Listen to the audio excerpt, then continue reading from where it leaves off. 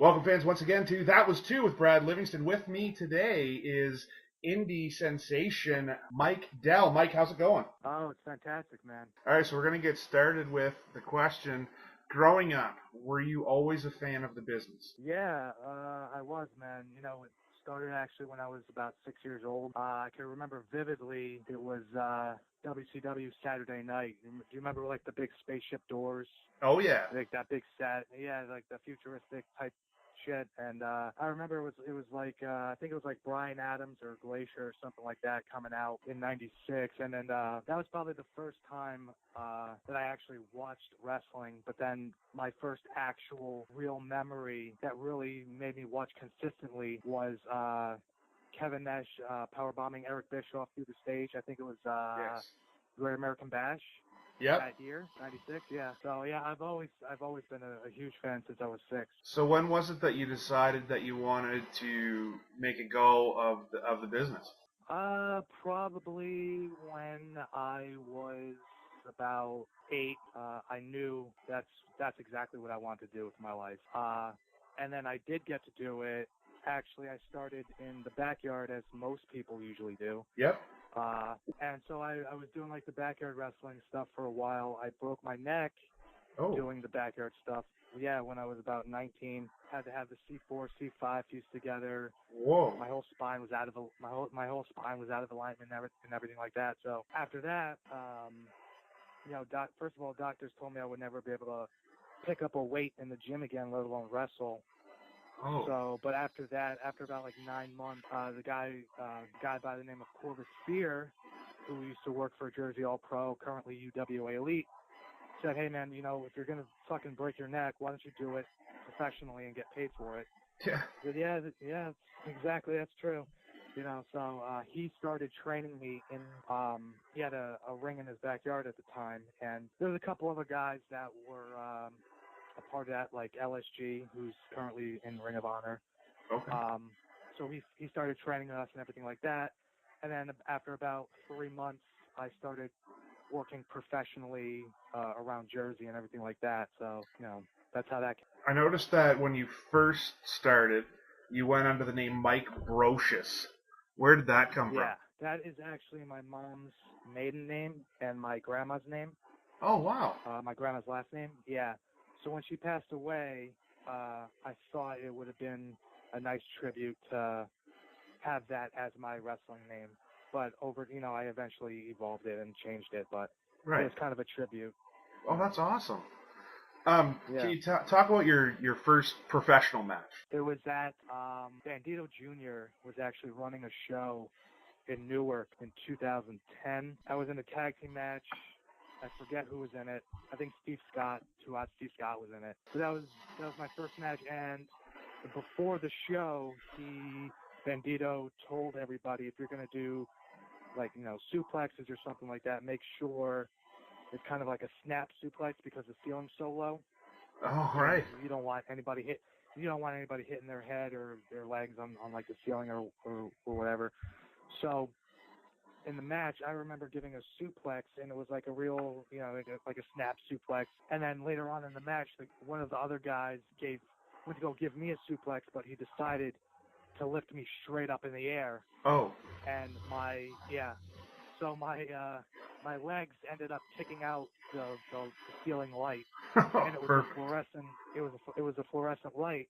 Oh. So the glass shattered everywhere, went all over the front row. Yeah, and I looked over at Bandito, and he was like, "Yeah, just take it home." So I ended up, you know, rolling the guy up and getting the win, even though I was supposed to lose that match. So that was my first professional match. The breaking of the ceiling light, that's like a classic. Yeah, you could say I tore the house down that night. Yeah. That's wicked. I noticed that in 2013 you worked for AFA's WXW. How did that come about? Yeah. I was really just trying to expand more than, because I was wrestling for TWS at the time. Yep. And I really just wanted to get out there to different places and things like that. So Joey Janela actually recommended me to AFA at the time, and I had I got the opportunity to work there. Actually, maybe like 3 or 4 times within like that year. Yeah. So because of Janela, he helped he helped me get in there. So you obviously worked with Joey at PWS. Was he working the Starman gimmick at that point? Yeah, he was working Starman up until I think like 2004, end of 2014 maybe 2015, Okay. something like that. So how did you come up with the lifeguard gimmick? Lifeguard actually was not my idea. So basically, I was doing a gimmick beforehand. It was the Mighty Good Man, like Bill. Okay. You know that song by Salt and Pepper, What a Man? Oh yeah. I came out to that. That was my entrance Yes. theme.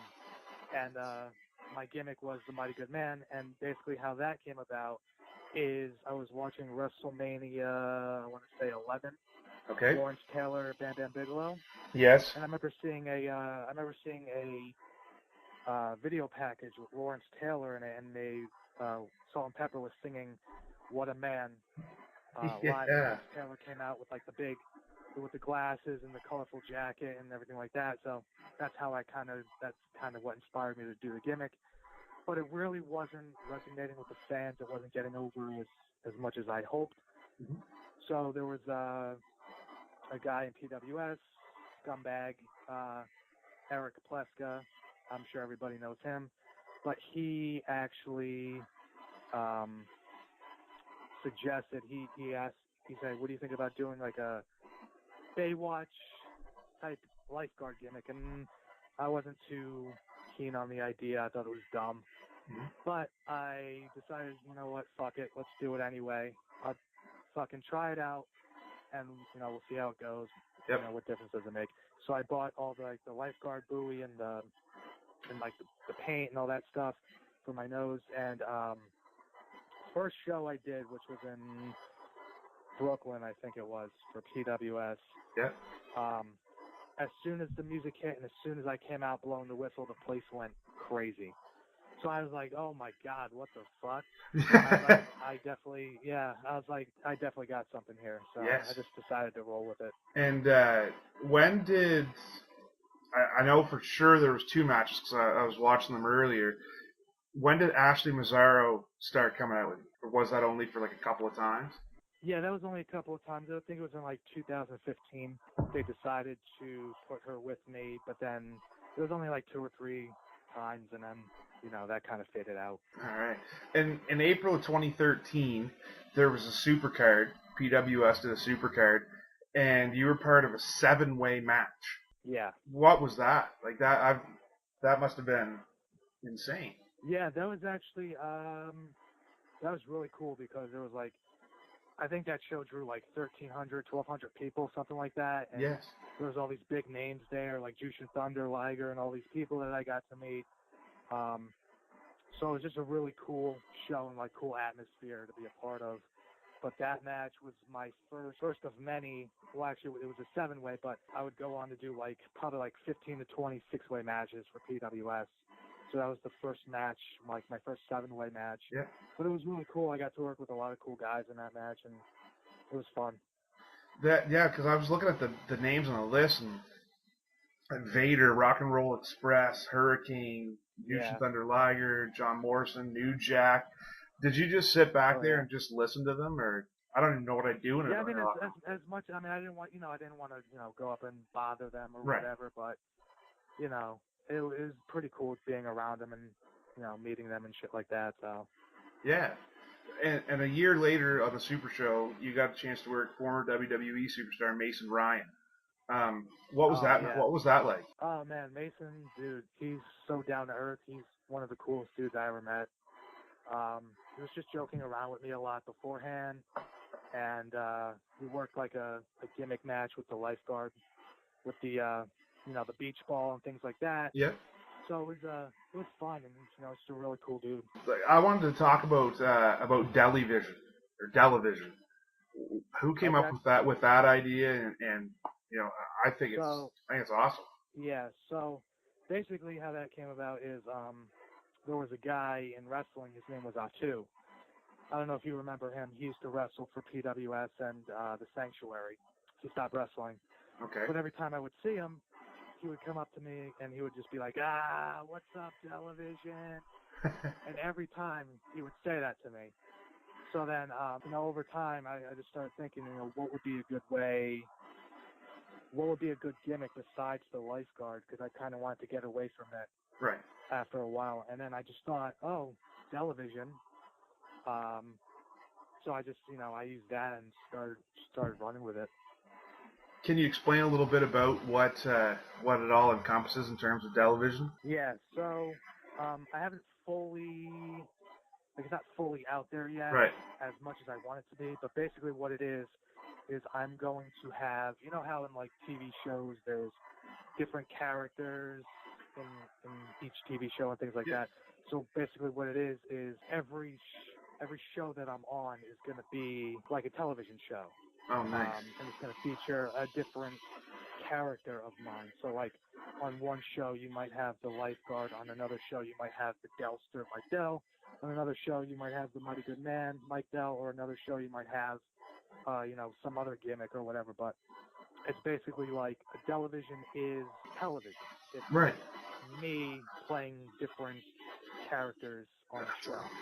And basically, I just want that, eventually over time, I want it to become, this big thing where, if you want to book a lifeguard or me or whatever character, it's going to be featured on television. It's not going to be just the lifeguard or just Mike Dell. It's going to be all these characters on television. Oh, that's awesome. That's really cool. Yeah. I like that. Yeah. So you already talked about Joey Janela, but I noticed that 2015, you worked Joey in a CZW Dojo War match. Yep. So how did that match come about in terms of how did you and Joey end up there? Me and Joey have actually been pretty good friends since I started PWS in 2012. He only lives like 15 minutes from me. So he actually got me into Dojo Wars. He talked to Drew Gulak, who was, doing it at the time, and he's like, yeah, bring him down. So I went down and I worked Joey that show. We put on a pretty good match, and so basically that was my first time at Dojo Wars, and then I would go back after that. But Joey's the one who basically helped get me in there, much like WXW.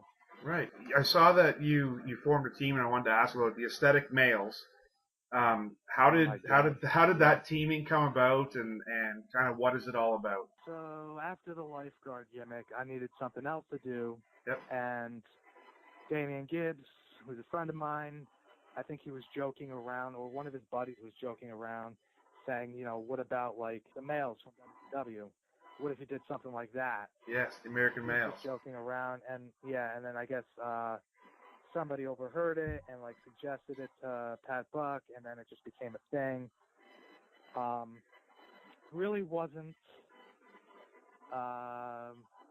too crazy about the whole thing. I tried to make it work as best I could. Mm-hmm.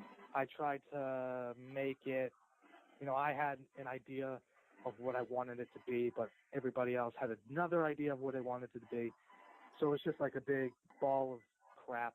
I wasn't really having fun with it. So yeah, I wasn't really having fun with it, but I tried to make it work the best I could. So right. I mean, sometimes I guess that's going to happen. You get handed the gimmick and you try your best. Of course. Yeah. It works. If it doesn't work, it doesn't work. Absolutely, of course. Yeah. In 2016, I kind of wanted to know about the card itself, but also your match.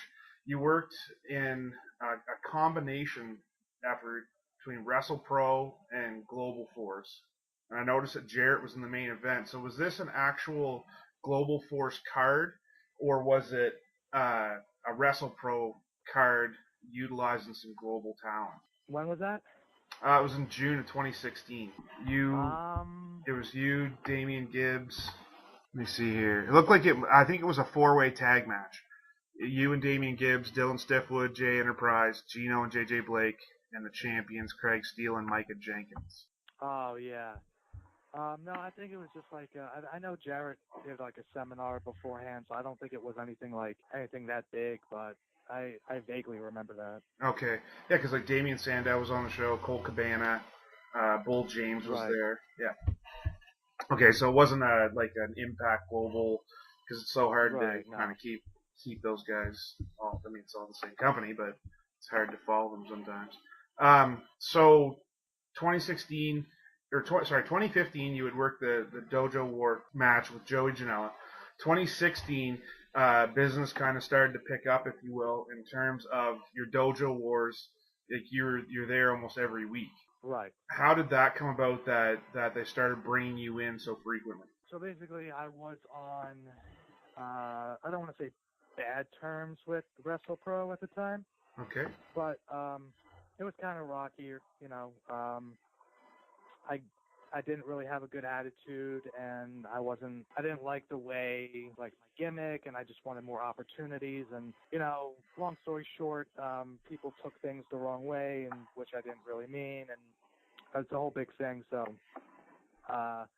basically, I was told it would be better if I just didn't come around anymore. I said, that's fine, whatever. And then I started going to Dojo Wars. Okay. Shortly after that, and then I just started going back. I was just consistent with it, and that's how that happened. A little while after you started doing the Dojo Wars, you worked a CZW Awakening match against Jeff Cannonball. So how did it go from working the Dojo Wars to actually working one of their main cards? Basically, because DJ will, sometimes he'll have an opportunity for someone, whether it be an extra or just like to be in a squash match or whatever. So I was being consistent with Dojo Wars. You know, I was going to training a couple times a week, and DJ said, you know, there's a spot on the show. If anybody wants it, let me know. So I spoke up. I ended up getting the squash match with Jeff Cannonball on that show. So that's how I got that. Is that the only one so far that you've worked in terms of their regular shows? As far as regular shows, yeah, I was actually on another CZW show later in this past June, which was the CZW versus Freelance in Chicago. Yep. So that was another one I was on, but then and then I just did like extra stuff, like Joe Gacy's stuff afterwards. In September this past year, you beat Kit Osborne for the Medal of Valor title. So first, can you tell us what the Medal of Valor title is, and talk about winning that particular title? Medal of Valor is it's a championship within Dojo Wars. A lot of people they get this big misconception that, you know, Dojo Wars is just like a training show, and it's really not. And DJ has said it many times that it's the NXT to CZW. Yeah. So the Medal of Valor is just it's kind of like a championship, but it's a medal. It's a different form. And what was your question? In terms of the match, like what did it feel like to win that title? It was awesome.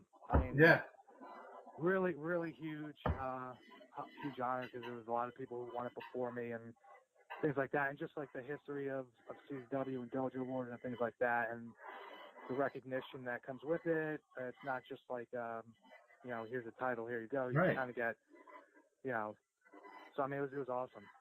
Yeah. Can people buy tickets and go see Dojo Wars?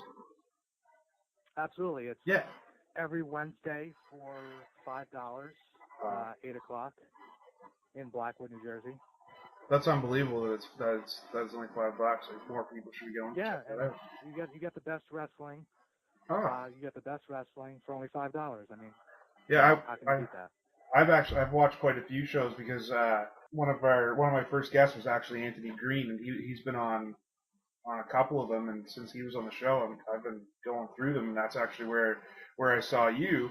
And the interesting part about what drew me to wanting to talk to you is the the gimmick that you kind of had once you won the Valor title of I'm gonna pick my opponent. Right. Can you talk about that gimmick? Like who came up with that and what that's all about?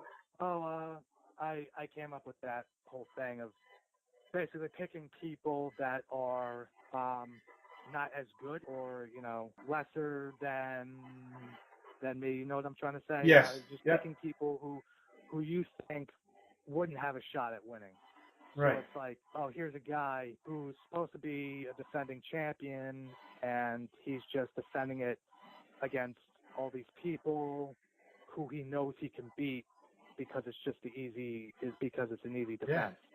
But in actuality, that's the storyline. But in actuality, these are guys who are actually pretty good and who wouldn't have gotten this opportunity otherwise if I hadn't picked them. Yeah, like I don't know if it was your first one, but I'm trying to go back through when I was watching them. But CPA was one of them. Yeah, and that was a really great awesome match. guy. That was a great match. Yeah. And the other one that really drew my attention is I'm an independent referee here in say here in the state of Maine. I don't actually live in Maine, but in Maine, and then also the Maritimes in Canada. And one of the girls that I've worked with quite a bit, Delmy, was one of your challengees.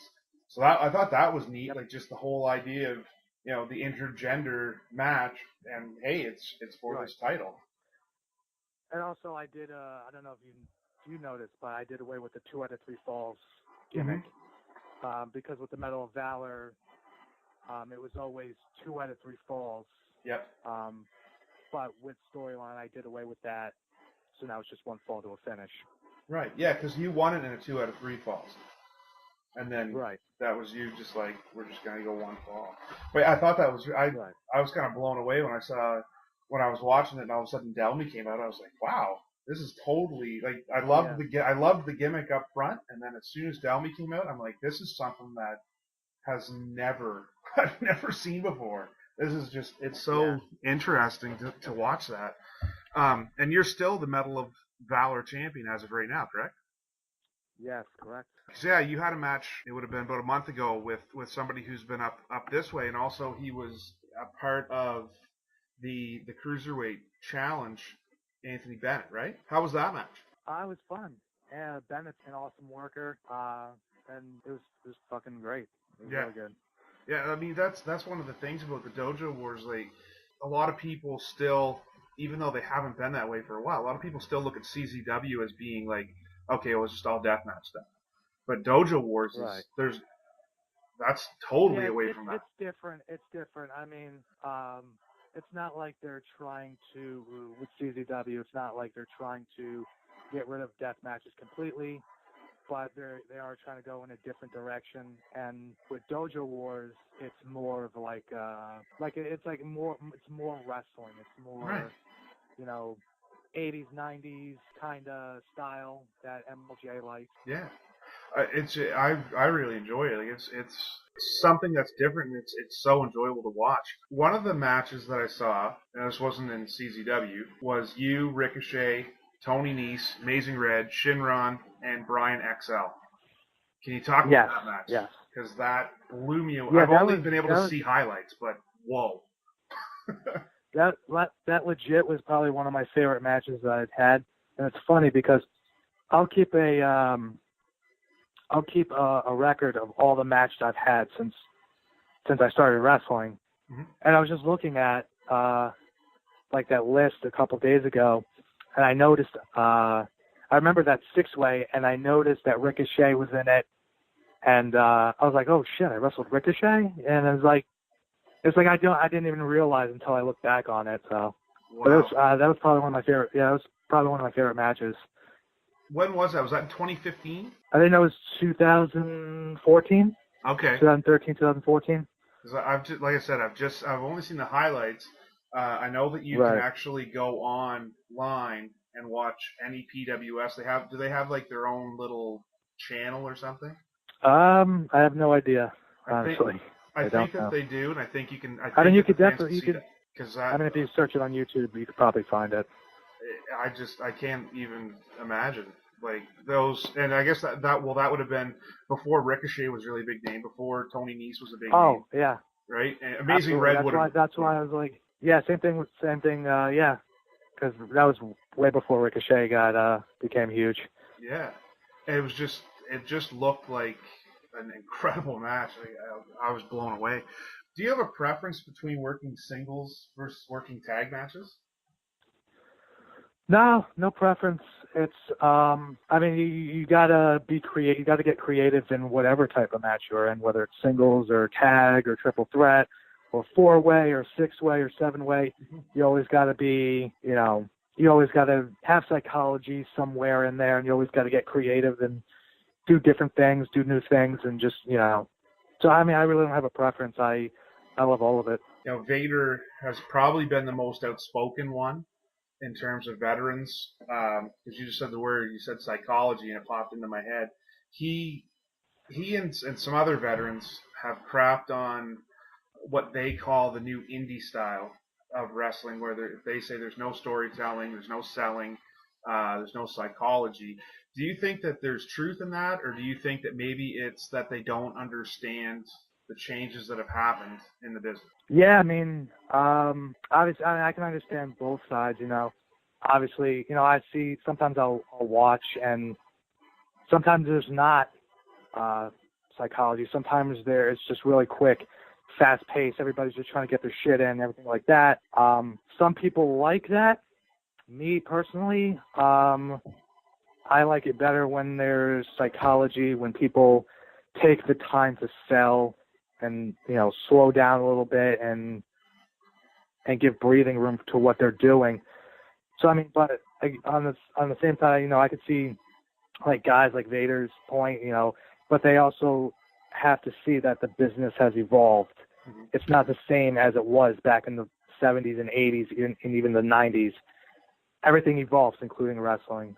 Right. So we're at a point now where it's just like where it kind of is, more high flying, more athletic guys doing stuff athletically, and it's changed. So it's probably going to change again in like 10, 15 years. Who knows? But it evolves. So right. You were talking about selling stuff, and just kind of got me thinking. What is your style? If you could describe your style of wrestling, what would that be? I mean, I really don't have like a style. It's more I can adapt to any situation really. So it's not really like I have a certain style. Whoever I'm in there with, I can adapt to. So like if I'm in there with like a hardcore guy or whatever, mm-hmm. I can adapt to his style. If I'm in there with a mat technician, a submission, high flying, I adapt to them so I can keep up with them and put on the best match possible. In terms of face and heel, do you have a preference there? Oh yeah, heel all the way. I hate being face. And why is that? It's just not. It's not natural. It's not me. Like it's not. That's not. It's kind of hard to be a good guy, because it's like every time I'm a good guy, it always feels like I'm doing the hokey, oh come on, let's go, cheer for me. Whereas if I'm a heel, I can just be myself. You know what I'm saying? Oh yeah, definitely. Because that's how I am kind of in real life. So the indie scene right now it's unbelievable. It's incredible to be a part of. Why do you think the indie scene is becoming as big as it is? Honestly, I think it's because of WWE. They're getting a lot more guys from the indies, mm-hmm. and I just think it's becoming a hot thing now to go to that next step it up to that next level. So guys are always stepping up their game and trying to get to that next level, and it's just a hot thing right now. Yeah, it's wicked to be a part of. Like Teddy Hart came to Maine, and watching the fans eat that up was awesome. Oh yeah. In terms of, for you as a worker, what makes for a good wrestling company, a good indie company? definitely if you got to feel out the promoter. You know, if the promoter's a good guy, if he pays you, if he's going to pay you what he says he's going to pay you, you know, if he's doing his part as far as like promoting and things like that. I worked for a lot of companies where it's just like, you know, they stiff you on pay, or they'll promise you one thing and then they won't deliver, or they'll, you know, put you in there with someone unsafe, and you know, it's just it's a lot of things. But I think like the top companies like CZW, things like that, WrestlePro, and all these other companies, they're doing something right because of their because of the way they do business and the way they promote and everything like that. So, how important is it to do your research for training? Because you were on the negative end of not having that proper training, obviously with the broken neck. Right. But how important is it to do your research? Oh, it's extremely important. Like I always say, nobody is above training, and it's imperative to get better and learn your craft and get better, get to that next level. There's a lot of guys who think they know what they're doing, but they don't. And and sometimes it's not their fault. Sometimes it's the people that they get training from. There's a lot of trainers out there who will dick you over. They won't teach you the right things, or they won't even be there at all, and they'll leave it up to other people to train you. But it's super, super important to do your research, find the right schools, find the right trainer, learn the right way, and, you know, learn your craft and to get to that next level, and just to be safe. I mean, and you're a walking testament to that. Like, do you have any problems with your neck now? No, not at all. Surprisingly, no. Yeah, because one of the things that when I was talking to Anthony Green, he said that just stuck out to me is don't cheat yourself. Don't cheat yourself by going cheap. And you know, he was kind of talking about how, yeah, you can go to the guy down the street and spend $50 and he'll train you, or you can put the money and the time in and go to an actual legit trainer. So yeah, especially here in your story. even so though, there's a lot of guys who will overcharge for their training. Some guys will want, like, you know, all this money, and then they don't do anything with you. They just they don't teach you the right thing. So it's like, it's not that you have to pay this obscene amount of money to get the proper training, but just do your research. Know who you're going to. Know, you know, just know the person you're getting training from. If you don't know them from a hole in the wall, then, you know, they're probably not going to be any good. Right. Exactly. So if somebody wanted to book you, what would be the easiest way to do that? My email, which is mdel, MDEL, bookings@gmail.com. They could find me on Facebook, Mike Dell, on my Twitter and Instagram, Delevision 1. Nice. And actually, as soon as you said that, I went, got to remember this one. How often do you get confused with one man Mike Dell? All the time, bro. I can't even tell you how many times I actually got a promoter telling me what a great job I did on his show and all this other stuff. And I was like, I never worked for you. I mean, I'll take the compliment, thanks, but I never worked for you. And he was like, oh, I guess it must have been another Mike Dell or something. I was like, yeah, there's two of us. There's one in Texas. He spells his with 2 L's. But, yeah, all the time, man. Jesus, all the time. I can just imagine. Because I interviewed him, and we were just talking away and stuff, and I had read wrong that he was in WXW, and he's like, oh, dude. And I was like, oh. I never even really realized that as I was talking to him, then he was telling me, he's like, 2 L's, man, 2 L's. And he actually shared a story about you were on a podcast and they had him call in. That's right. It was kind of I don't know, it was kind of weird, that podcast. I remember it was just like, I thought it was just going to be like he's going to have 2 of us on. We're just going to, you know, bullshit or whatever. But Yeah. I forget who did the podcast, but he was just trying to like stir shit up, and it was just weird. But I don't know. But yeah, I get confused for him a lot all the time. I can imagine. If somebody came up to you and said, Mike, I want to watch a match or two of yours that shows me what you do, where would you steer them? I would tell them to go to my YouTube page, which is YouTube.com/Delevision1. Actually, no, I don't think there's a 1 in there. I think it's just Delevision. Even if you type in Mike Dell Delevision, my channel will come up. You can type in the lifeguard Mike Dell, or you can type in Mike Dell CZW, and all my shit will pop up. Nice. Is there any one particular match that you prefer, or is it just check them out?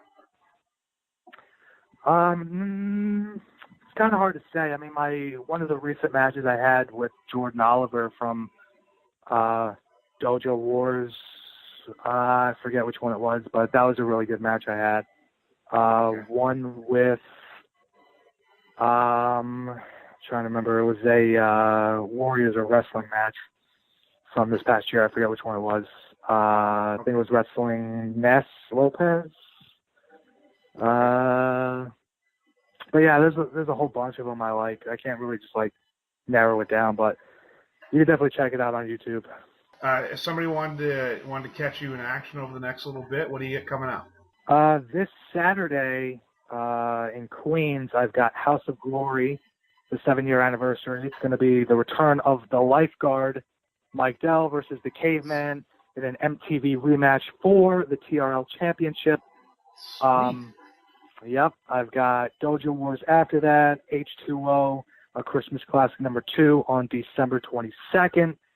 And then January 13th, I'm going to be in Indiana for Black Label Pro. Sweet, that's awesome. And what are your goals for 2018? Honestly, I mean, I had a killer 2017. 2018, I just want to wrestle more places. I want to wrestle, because I think I wrestled for 11 promotions this year, like 11 different promotions that I debuted for. So I'm trying to top that number in 2018. I'm just trying to go out to different states, different countries, things like that, and just get more well-known, work as many people as I can. And that's pretty much it. Yeah, so we'll have to try to get you up here. But anyway, I can't thank you enough for sitting down. It was a pleasure. Good luck in everything that you get coming up. Thank you, man. Appreciate it. This is Brad Livingston for That Was Two with Mike Dell.